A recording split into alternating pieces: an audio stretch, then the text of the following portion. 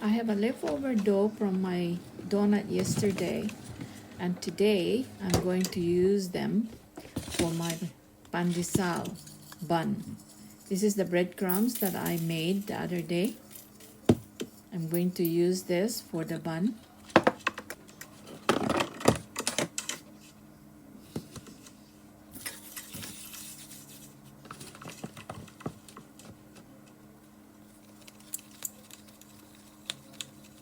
And I'm going to roll them over the breadcrumbs. Then I'm going to rest the dough or bun for an hour. Then bake them 350 degrees for 25 minutes.